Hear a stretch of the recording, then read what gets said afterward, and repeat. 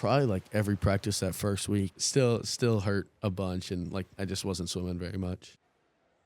Welcome to the Main Stage Podcast. I'm Anthony Rios, the executive podcast producer for MHS1. For most high school athletes, an injury is usually when their season pauses, meaning ice packs, benches, and watching from the sidelines.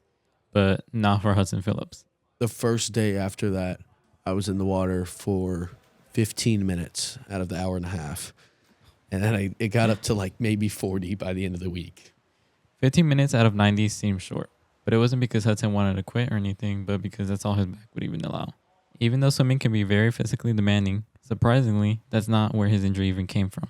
Well, I didn't even get it from swimming. I was playing golf. I was at Top Golf, and I just didn't warm up, and I didn't like think about it, and I just full swung instantly, and then just messed up my back for a little bit.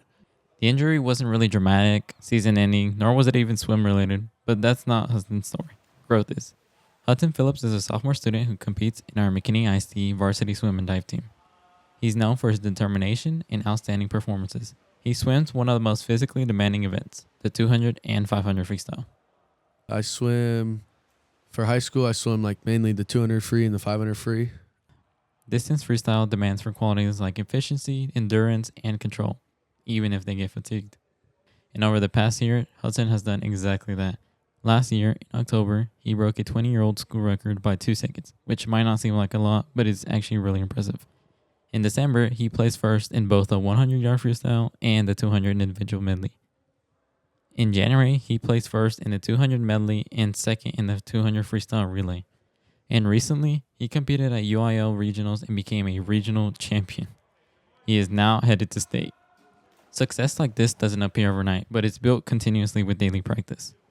So here at high school, we'll do like a normal warm up. We'll probably do like a 500 freestyle just to get the body moving, and then we'll go straight into some kick and some like pull and drill, and then for like the last 45 minutes to an hour, we'll end up doing like a main set that, depending on what it is, sometimes we'll do sprint, which are like a bunch of 25s, or sometimes we'll do like a big distance set that like totals up to like almost 3,000 yards.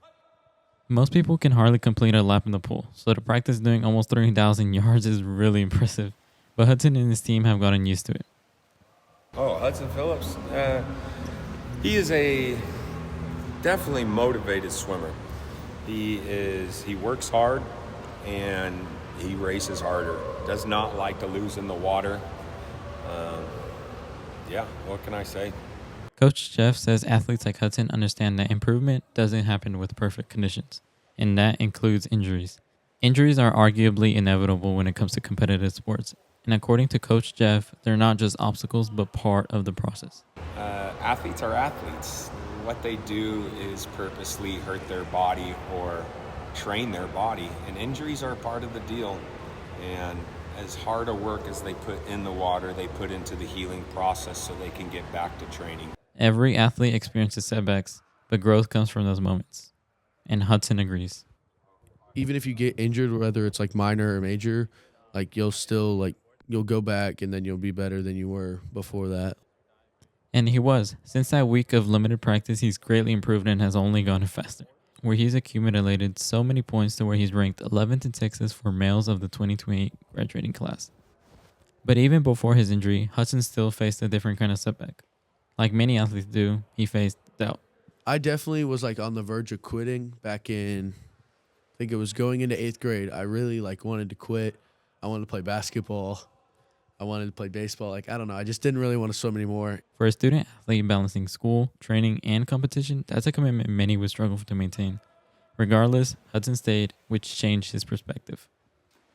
So it kind of just taught me that even though like it like is so like physically demanding and so time demanding, that it's all going to be worth it in the end.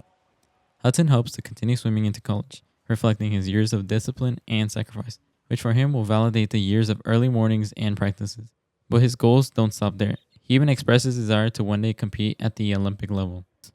We'll see how close I can get to Olympics. That's the long shot, but if that happens, man, I'll be very happy. It's a bold dream, but Hudson still reflects humility. He understands that even how competitive that level is, he still chooses to aim high. Hudson Phillips represents more than records and titles. He's someone who stayed even when quitting seemed easier. He's someone who continues showing up even when his back hurt. And he's someone that proves setbacks don't decide outcomes, effort does. Pursue your goals relentlessly, because there will be 101 reasons not to.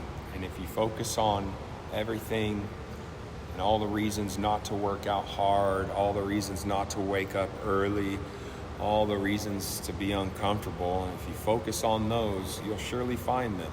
Just keep your eyes on the goal, and that should help motivate you, especially on the bad days. Hudson Phillips will still be at the pool tomorrow, not because it's easy, but because of who he's decided to be.